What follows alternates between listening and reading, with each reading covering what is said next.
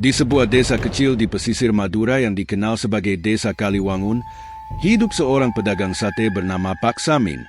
Ia adalah pria berusia sekitar 45 tahun, dengan tubuh kurus dan wajah yang selalu dihiasi senyuman ramah. Pak Samin terkenal sebagai penjual sate ayam yang paling laris di daerah itu. Setiap malam, asap dari gerobaknya mengepul, membawa aroma menggoda yang mampu menarik perhatian siapa saja yang melintas. Namun, tak ada yang tahu bahwa di balik kesuksesannya, Pak Samin menyimpan rahasia kelam. Kesuksesan yang ia raih bukan semata-mata karena kerja keras atau keahliannya dalam meracik bumbu, melainkan karena ia telah melakukan perjanjian dengan makhluk gaib demi mendapatkan kekayaan. Cerita bermula ketika usaha sate ayam Pak Samin mengalami kebangkrutan beberapa tahun sebelumnya. Malam itu, Pak Samin duduk termenung di depan gerobaknya yang kosong tanpa pembeli. Ia memandang bintang-bintang di langit, berharap mendapatkan jalan keluar dari kesulitannya. Dalam keputusasaan, seorang pria tua berjubah hitam tiba-tiba menghampirinya.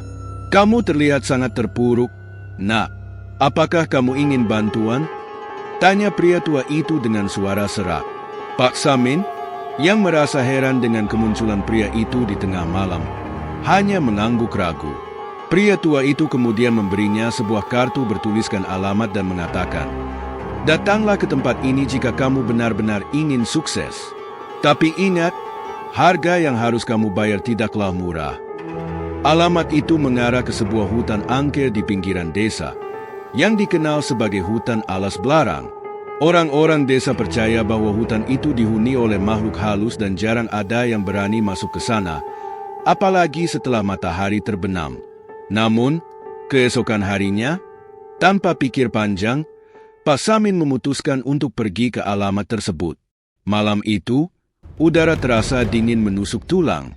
Jam menunjukkan pukul 11 malam ketika Pak Samin memasuki hutan alas belarang. Hutan itu gelap gulita, hanya diterangi oleh sinar bulan yang samar-samar menembus dedaunan. Di sepanjang perjalanan, suara binatang malam seperti burung hantu dan serangga hutan terdengar jelas, membuat bulu kuduknya meremang. Setiap langkah kakinya terasa berat, seolah-olah ada yang mengawasinya dari balik pepohonan. Setelah berjalan sekitar 1 jam, Pak Samin tiba di sebuah bangunan tua yang hampir runtuh. Bangunan itu tampak seperti bekas pendopo kuno, dengan atap yang sebagian besar telah roboh. Di tengah pendopo itu, terdapat sebuah lingkaran besar yang dihiasi dengan simbol-simbol aneh yang bercahaya redup. Pria berjubah hitam yang ia temui sebelumnya sudah berdiri di sana, bersama 3 sosok lain yang wajahnya tertutup kain hitam. "Kamu datang tepat waktu," kata pria berjubah hitam itu dengan suara dingin. "Sebelum kita mulai, buang semua keraguanmu. Jika kamu ragu, ritual ini tidak akan berhasil, dan nyawamu akan menjadi taruhannya." Pak Samin mengangguk lemah, meski hatinya dipenuhi rasa takut. Pria berjubah hitam itu lalu memberinya sebuah kendi berisi cairan hitam pekat. "Minumlah ini," perintahnya. Pak Samin ragu sejenak, tetapi dorongan untuk keluar dari kesulitannya mengalahkan rasa takutnya. Ia meminum cairan itu dalam sekali teguk. Rasanya pahit dan mengerikan, seperti campuran darah dan logam. Tenggorokannya terasa terbakar, dan pandangannya mulai berkunang-kunang. Saat Pak Samin berusaha menahan muntah, pria berjubah hitam mulai melantunkan mantra dalam bahasa kuno yang tidak dimengerti. Tiba-tiba, lingkaran simbol di lantai pendopo itu bersinar terang, dan dari dalamnya muncul sosok besar berwarna hitam dengan mata merah menyala.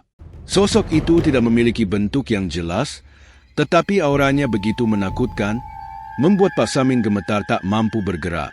"Ini adalah tuanmu sekarang," kata pria berjubah hitam sambil menunjuk sosok besar itu. "Ia akan membantumu mencapai kekayaan, tetapi ingat, tumbal harus diberikan setiap tahun. Jika tidak, ia akan mengambil sesuatu yang lebih berharga darimu." Sosok gaib itu mendekati Pak Samin, dan dalam sekejap, ia merasakan sesuatu seperti hawa panas menyelimuti tubuhnya.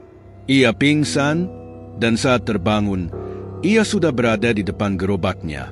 Matahari baru saja terbit, dan tubuhnya terasa lemas, tetapi di dalam hatinya, Ia merasakan sesuatu yang aneh, seperti dorongan untuk segera bekerja. Sejak hari itu, usaha sate ayam Pak Samin berubah drastis. Gerobaknya yang sebelumnya sepi mendadak dipenuhi pembeli. Orang-orang bahkan rela mengantri panjang hanya untuk mencicipi satenya. Namun, setiap malam, ketika ia menutup gerobaknya, ia merasa seperti ada bayangan besar yang selalu mengikutinya dari jauh. Pak Samin mencoba meyakinkan dirinya bahwa semuanya baik-baik saja.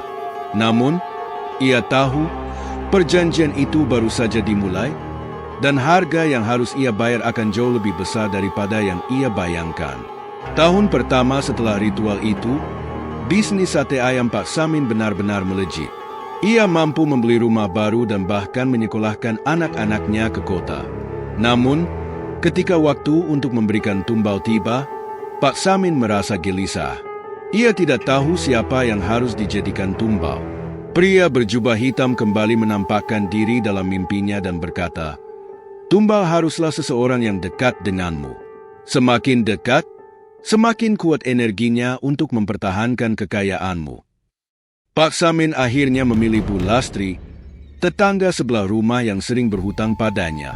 Gangguan mulai terjadi sekitar 1 tahun setelah ritual di hutan alas belarang. Tetangga Pak Samin, seorang wanita tua bernama Bu Lastri, mulai mengalami serangkaian kejadian aneh. Awalnya, Bu Lastri sering mendengar suara ketukan di pintu rumahnya setiap tengah malam. Ketika ia membuka pintu, tidak ada siapapun di sana.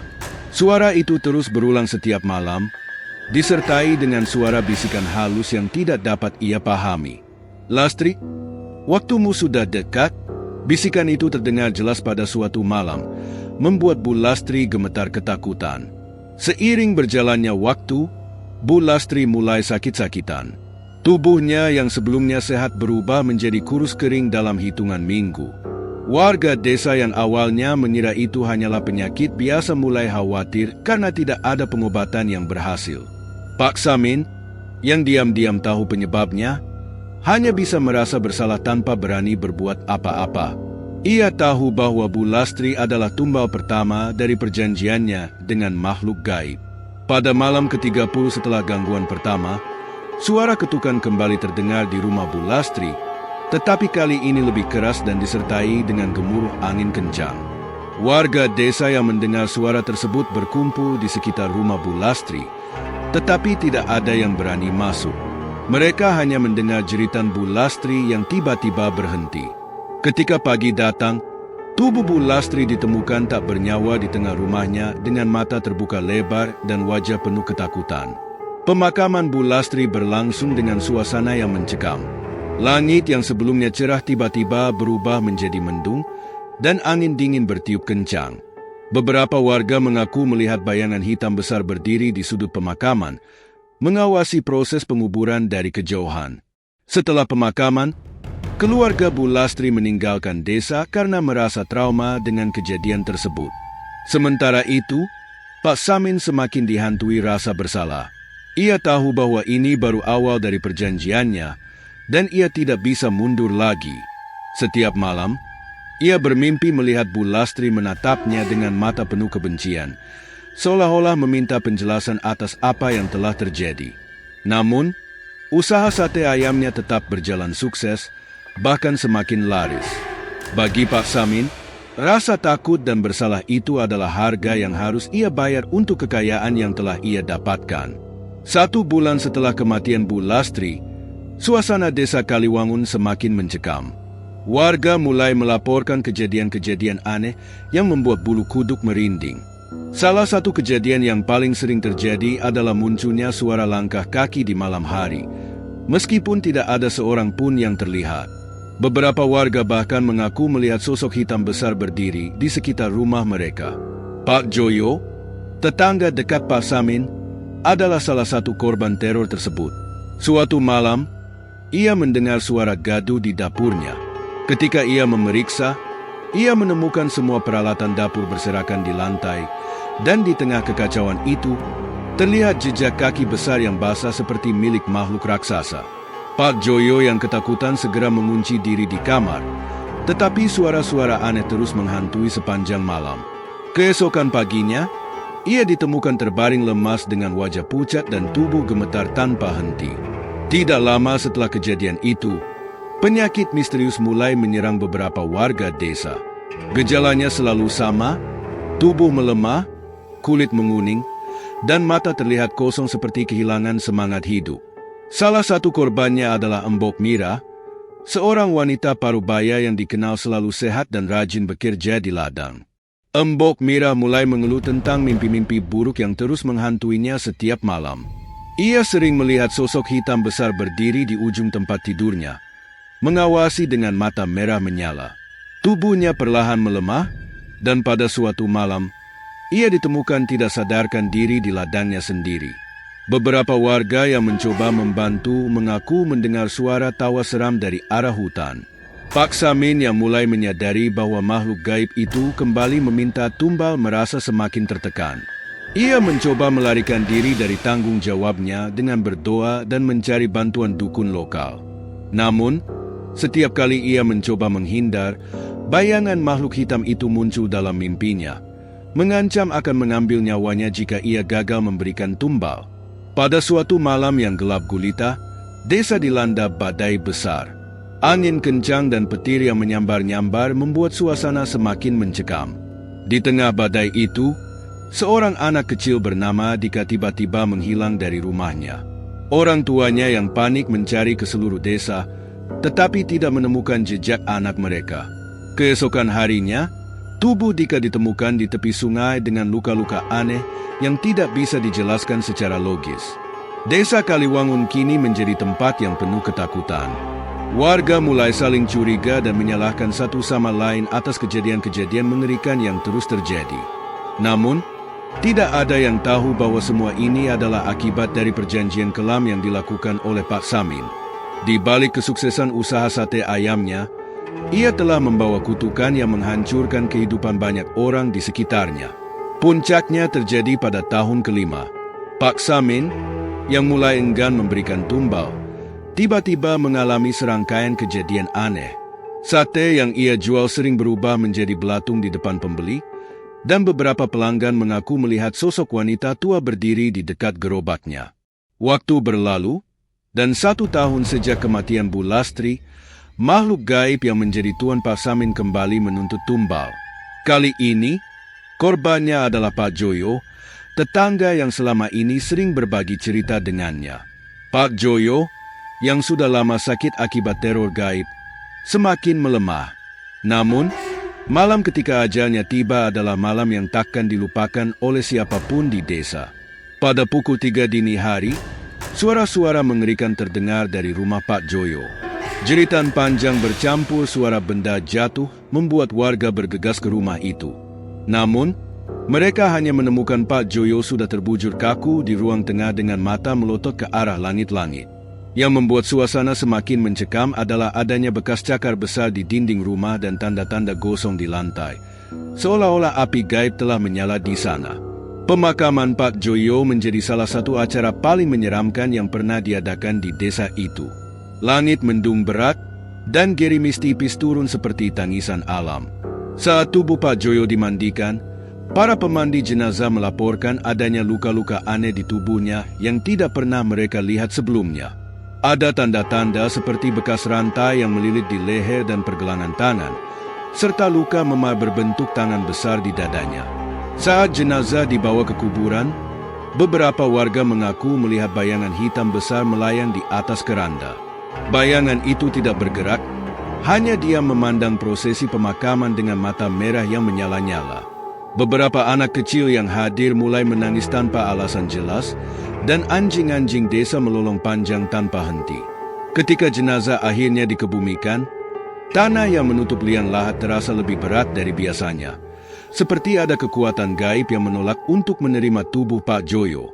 Pak Samin, yang hadir dengan wajah pucat, merasa hawa panas di sekitarnya semakin kuat. Dalam hati, ia tahu bahwa ini adalah peringatan dari makhluk gaib itu bahwa tumbal berikutnya harus segera dipersiapkan. Setelah pemakaman, teror di desa tidak berhenti. Warga melaporkan bahwa setiap malam, mereka bisa mendengar suara langkah kaki berat di jalan-jalan desa, meskipun tidak ada siapapun yang terlihat. Beberapa orang yang nekat keluar rumah mengaku melihat sosok tinggi besar dengan tubuh gelap dan mata merah menyala berdiri di dekat kuburan Pak Joyo. Pak Samin sendiri semakin tersiksa. Ia sering bermimpi buruk di mana ia melihat semua tumbal yang telah diberikan, termasuk Bu Lastri dan Pak Joyo, berdiri di depan gerobaknya dengan wajah penuh kebencian. Dalam mimpi itu, mereka menuntut keadilan, meminta agar perjanjian dengan makhluk gaib itu dihentikan. Namun, Pak Samin tahu bahwa ia tidak bisa mundur. Kesuksesan usahanya telah menjadi kutukan yang tidak bisa ia lepaskan. Setiap malam, suara bisikan dari makhluk gaib itu terus menghantuinya, mengingatkannya bahwa waktu untuk memberikan tumbal berikutnya semakin dekat. Malam itu, angin dingin berhembus dengan suara menderu, seolah menjadi pertanda buruk. Pak Samin merasa tubuhnya semakin lemah setiap hari. Beberapa minggu terakhir, ia sering mengeluh tentang rasa nyeri di dadanya yang datang tanpa sebab jelas. Meskipun secara fisik tampak sehat, rasa sakit itu semakin hari semakin mencekik, terutama setiap kali malam tiba. Dalam tidurnya, ia kerap dihantui oleh mimpi buruk yang sama. Sosok bayangan hitam besar dengan mata merah menyala memanggilnya dari kejauhan. Pada suatu malam yang gelap gulita, suara ketukan keras terdengar di pintu rumahnya. Jam di dinding menunjukkan pukul 2 dini hari.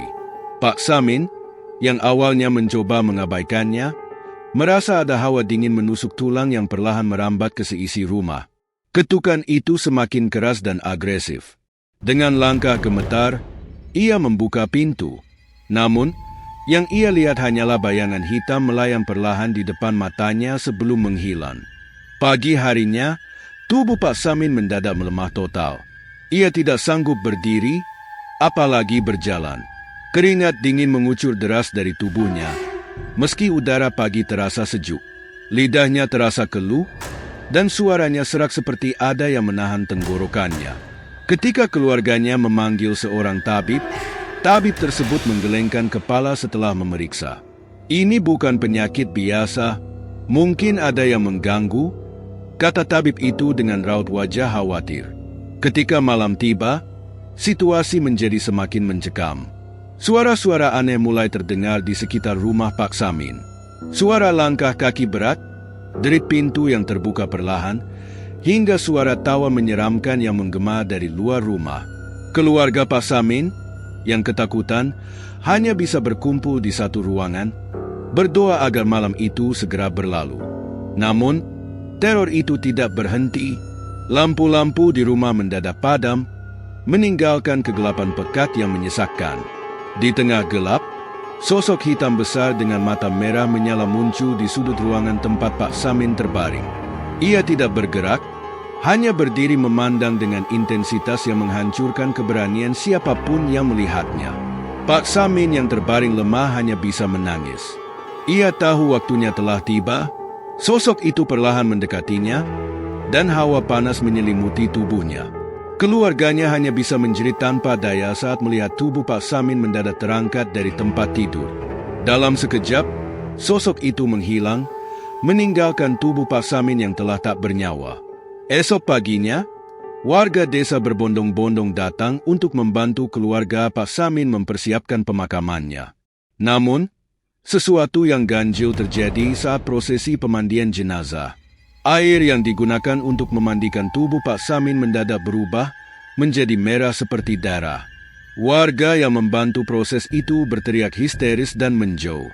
"Ini pertanda buruk," bisik seorang tetua desa. "Arwahnya tidak diterima oleh bumi."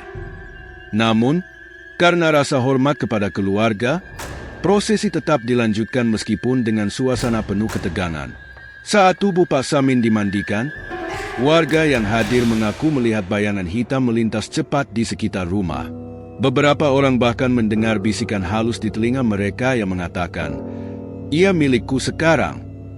Pemakaman Pak Samin berlangsung di pemakaman umum desa yang terletak di ujung hutan. Saat peti jenazahnya diusung menuju liang lahat, angin kencang tiba-tiba berhembus, menggoyangkan pepohonan hingga menimbulkan suara gemerisik yang menyerupai bisikan. Warga yang mengikuti prosesi itu merasa seperti diawasi oleh sesuatu yang tidak kasat mata. Ketika peti jenazah diturunkan ke dalam liang lahat, seorang warga yang berdiri di dekat makam tiba-tiba berteriak histeris.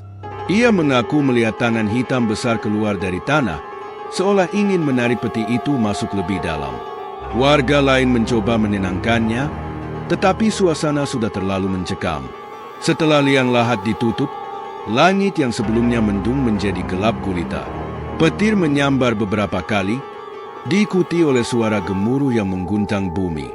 Beberapa warga mengaku melihat bayangan hitam besar berdiri di atas makam Pak Samin sebelum menghilang ke arah hutan. Setelah pemakaman, keluarga Pak Samin tidak bisa hidup tenang. Setiap malam, mereka mendengar suara langkah kaki berat di sekitar rumah, disertai dengan suara pintu yang terbuka dan tertutup sendiri. Anak bungsu Pak Samin sering terbangun di tengah malam sambil menangis, mengatakan bahwa ia melihat ayahnya berdiri di sudut kamar dengan wajah penuh luka. Desa Kaliwangun juga tidak luput dari dampak kutukan itu. Warga mulai melaporkan kejadian-kejadian aneh seperti suara tangisan di malam hari, bayangan hitam yang melintas cepat, hingga mimpi buruk yang sama tentang sosok Pak Samin yang meminta tolong. Beberapa orang bahkan mengaku mengalami sakit misterius yang tidak bisa dijelaskan secara medis. Hingga bertahun-tahun kemudian, makam Pak Samin tetap menjadi tempat yang dihindari oleh warga desa. Rumor mengatakan bahwa siapapun yang berani mendekati makam itu pada malam hari akan mendengar suara rintihan atau bahkan melihat bayangan hitam besar berdiri di atasnya. Kutukan pesugihan yang dimulai oleh Pak Samin telah meninggalkan jejak horor yang abadi di desa Kaliwangun, sebuah pengingat akan harga mahal yang harus dibayar untuk kekayaan instan. Kisah Pak Samin menjadi pelajaran bagi warga desa Kaliwangun tentang bahaya mencari kekayaan melalui cara-cara gaib. Hingga kini, lokasi bekas rumah dan gerobaknya dianggap angker dan tidak ada yang berani mendekatinya setelah matahari terbenam. Pesugihan sate ayam Madura ini menjadi legenda horor yang terus diceritakan dari generasi ke generasi.